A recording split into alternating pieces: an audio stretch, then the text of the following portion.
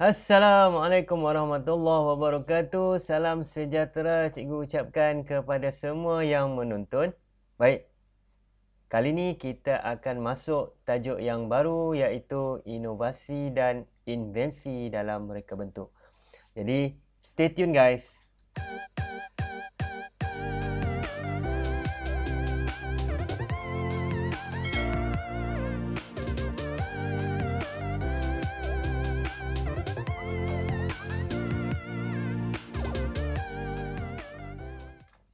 Okey, invensi dan inovasi. Cikgu, apa maksud invensi, apa maksud inovasi? Kan? Dekat situ ada tu. Atas ni. Nampak? Apa maksud invensi, apa maksud inovasi, cikgu? Alright, kita nak tengoklah hari ni. Yang mana dalam topik kali ni kita akan tengok takrif. Yang kedua kita akan tengok aplikasi. Pelajar boleh baca bahagian atas ni. Atas ni kan? Okey, pelajar boleh baca atas ni.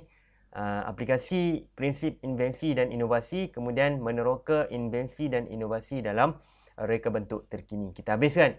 Kalau nak tengok dalam buku teks, boleh rujuk pada muka surat 22. Okey? Yang ini pelajar boleh baca sendirilah. Macam biasa, saya akan gunakan, kita akan buat ringkasan nota kita. Okey? Alright. Padam. Okey. Kita tengok. Yang pertama kita tengok adalah definisi bagi invensi. Saya tulis itu. Definisi invensi. Ada dua yang perlu kita tengok pada topik ni. Yang pertama invensi, yang kedua adalah inovasi. Invensi dia kata, invensi ni kaedah atau proses, mencari jalan kaedah atau proses mencari jalan untuk menghasilkan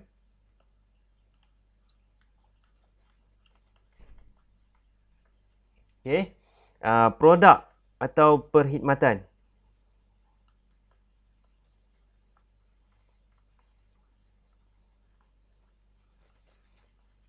Produk atau perkhidmatan yang baru. Okey, yang mana dia tak pernah wujud lah. Belum wujud. Memang tak ada dalam pasaran. Kamu hasilkan satu benda yang baru, itu kita panggil adalah invensi. Dia kata produk ni kita tak lagi dipanggil invensi bila tempoh cipta dia adalah 10 tahun. Maksudnya, kalau dibuat pada tahun 2009, 2008 dan sebagainya. Sekarang kalau kita nak buat lagi semula, kita dah tak boleh panggil dia sebagai invensi. Okey? Yang mana orangnya orang dah tahu dia lah benda tu kan. Jadi dia tak boleh dah dipanggil sebagai invensi. Okey. Seterusnya kita nak tengok apa itu inovasi. Definisi inovasi. Kita ada invensi, yang ini kita nak tengok inovasi. Inovasi ni pula dia kata pengubahsuaian. Pengubahsuaian. Okey. Kita ubah suai produk sedia ada. Produk tu sedia ada dah di pasaran, tapi kita ubah suai supaya kita ubah suai supaya produk tu jadi lebih baik. Ini perbezaan dia. Produk dah ada. Inovasi produk dah ada di pasaran. Tapi kita ubah suai jadi lebih baik. Jimat. Apa lagi? Bertenaga. Bermakna. Okey. Ini maksud atau definisi bagi inovasi. Okey. Contoh, dulu zaman saya dulu lah, zaman 90-an, awal 2000, telefon kita adalah telefon yang biasa. Bukan dia smartwatch. Mana ada WhatsApp semua dulu. Tapi diubah sebab benda tu dah ada. Kan? Telefon. Teknologi telefon dah ada zaman dulu. Zaman lama-lama dulu kan. Daripada Graham Bell dan sebagainya. Okay? Dah ada dah. Tapi diubah suai sekarang.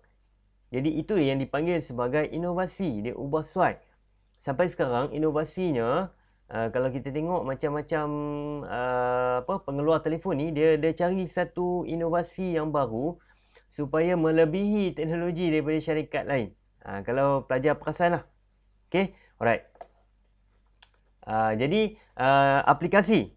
Yang kedua kita akan tengok adalah aplikasi. Aplikasi prinsip. Aplikasi prinsip invensi dan inovasi. Okey. Aplikasi prinsip invensi dan inovasi. Yang pertama, dia adalah aplikasikan untuk menjimatkan tenaga. Okey. Sekarang apa-apa yang kita guna, kita nak beli dan sebagainya produk baru kan, kita mesti cari benda tu adalah jimat tenaga. Kemudian penggunaan tenaga yang boleh diperbaharui. Okey. Apa maksud tenaga yang boleh diperbaharui? Mungkin penggunaan dia buat satu produk yang menggunakan teknologi solar. Dia guna tenaga solar. Jadi dia tak menggunakan teknologi daripada petrol, minyak dan sebagainya lah. Okey. Kemudian dia kata yang ketiga adalah penjimatan. Aplikasi ni dia kegunaannya untuk penjimatan masa dalam membaiki, okey, membaiki kelemahan produk. Okey. Alright. Saya kecilkan sikit. Okey. Ini 3 aplikasi prinsip invensi dan inovasi dalam kerjaya reka bentuk. Jimat tenaga, penggunaan tenaga yang diperbaharui dan juga penjimatan masa dalam membaiki kelemahan produk. Kita dah siapkan, kita buat satu produk tapi dia perlu ditambah baik. Jadi ini yang kita gunakan invensi dan inovasi supaya dia boleh ada penjimatan masa. Okey. Seterusnya kita akan tengok antara aplikasinya. Kita tengok aplikasi invensi dan inovasi dalam bidang-bidang yang tertentu. Yang pertama, kita tengok bidang pertahanan. Pertahanan. Kalau dulu ada kita hantar spy. Contohlah, bidang-bidang pertahanan dulu kan hantar spy. Tapi sekarang dia hanya menggunakan macam drone yang mungkin saiz yang lebih kecil dan sebagainya untuk spy satu-satu tempat. Contoh. Okey. Yang kedua, bidang pendidikan. Okey. Bidang pendidikan satu bidang yang sangat luas. Aplikasi bidang invensi dan inovasi memang sangat-sangat luas lah. Yang ketiga, kesihatan. Bidang kesihatan pun melalui mesin, melalui peralatan dan sebagainya kan. Okey. Yang keempat, bidang pembuatan. Bidang-bidang pembuatan, membuat sarung tangan, membuat macam-macam pembuatan lah. Dan yang kelima, bidang teknologi maklumat. Ini pun salah satu bidang yang sangat-sangat luas. Okey. Ini aplikasi-aplikasi yang boleh digunakan invensi dan inovasi dalam kerjaya untuk reka bentuk. Okey. Kita tengok satu persatu. Bidang pendidikan, dia kata bila masuk teknologi yang moden, penggunaan bahan-bahan peralatan yang semakin canggih dan sebagainya, dia banyak kemudahan kepada pelajar lah, menarik minat kan. Tambah sekarang penggunaan PDPR ni, kamu belajar di rumah, cikgu jauh daripada kamu, kamu hanya tengok dalam YouTube, dalam macam-macam channel lah kan, macam-macam website, dalam TV dan sebagainya. Jadi itu salah satu aplikasi inovasi dalam bidang pendidikan. Okey. Kalau bidang kesihatan, mesin-mesin yang lebih canggih, Kemudian ada juga dikeluarkan jam-jam yang dapat mengukur kita punya jantung, kadar jam yang ada banyak teknologi moden lah, kan? Okey. Kemudian dalam bidang pembuatan. Pembuatan kalau dulu nak buat model memang perlu masa yang panjang, okey. Tapi sekarang kita dah ada printer 3D. Kalau pelajar tahulah, kalau tak tahu boleh Google lepas ni, cari printer 3D yang mana dia boleh cetak dengan cepat. Contoh macam ni kan. Ini satu peralatan, okey. Peralatan ni saya tunjukkan, okey. Ini benda ni yang atas ni katakan dia pecah. Kita nak cari dia punya pengganti. Jadi spare part dia kita boleh buat baru menggunakan pen 3D. Ini contoh dia lah. Okey, alright. Kemudian dalam bidang teknologi maklumat, sekarang macam-macam kan. Peralatan untuk rangkaian, kita tulis guna papan kunci, pen stylus, tapi sekarang kita hanya guna jari. Kita boleh tulis, sentuh, touch dan sebagainya. Okey. Kemudian ada menggunakan infrared, menggunakan gelombang dan sebagainya. Itu semua bidang teknologi maklumat. Bidang pertahanan untuk lebih kepada penghasilan peralatan, teknologi komunikasi, perekodan, pengawasan, okay? Mencipta robot untuk menyelesaikan masalah. Contoh nak bahagian bom kan. Kalau tengok cerita-cerita Mak Saleh, itu memang bidang dia orang lah. Dia buat cerita nampak macam real kan.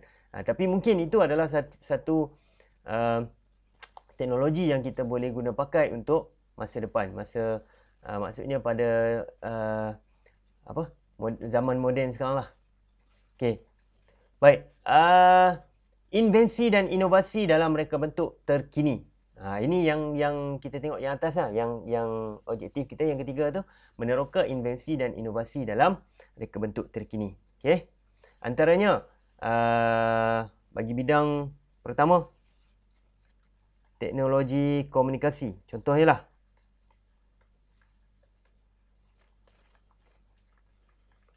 Okey, sekarang mungkin kita ada telefon biasa macam ni kan. Telefon yang berat, besar macam ni. Tapi mungkin satu masa nanti, telefon kita lebih ringan, lebih fleksibel, boleh telefon kita mungkin dia benamkan dalam jam kita. Telefon tu mungkin hanya boleh terus kita boleh macam dia pancarkan kita punya display je. Itu contoh dia lah, contoh bidang komunikasi. Okey. Teknologi nano. Ini mungkin dalam bidang kesihatan kan. Teknologi nano, chip dan sebagainya. Kemudian klik sini, teknologi nano. Yang ketiga adalah pengesan ergo. Pengesan ergo. Okey. Yang ketiga pengesan ergo. Yang keempat mungkin kita menggunakan dalam bidang AI ataupun Artificial Intelligence. Okay? Teknologi kecerdikan buatan yang lebih kepada ini, lebih kepada robotik, kan? Pengaturcaraan. Dulu mungkin nak basuh baju, nak mop lantai, paksa kita buat secara manual. Tapi mungkin sekarang kita hanya arahkan robot, kan? Di rumah pun dah ada robot untuk vacuum rumah dan sebagainya. Itu semua menggunakan teknologi AI. Dan satu masa nanti mungkin kebanyakan jalan-jalan raya di seluruh dunia dipenuhi dengan kenderaan pandu sendiri. Mana tahu kan? Kereta tu boleh bergerak dengan sendiri. Kita hanya jadi penumpang. Contohlah. Okey. Ada lagi tak? Kita tengok. Mungkin dari segi keselamatan kan. Hasilkan satu telefon bimbit yang boleh mengesan gempa bumi dan sebagainya. Okey. Dan banyak lagi lah aplikasi-aplikasi yang boleh dimasukkan dalam kerjaya bidang reka bentuk dan teknologi. Okey. Jadi sekian dulu untuk bab 1. Pengenalan kepada dunia reka bentuk dan teknologi, dan ini adalah penamat ataupun tajuk yang terakhir untuk bab 1 dan kita akan jumpa lagi pada bab yang kedua nanti. Sekian dulu. Assalamualaikum warahmatullahi wabarakatuh. Bye.